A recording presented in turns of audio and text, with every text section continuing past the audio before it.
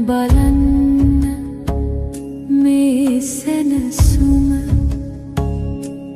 නිවුණු සිත්වල සදාතනික සාමය ලෝකය එන්න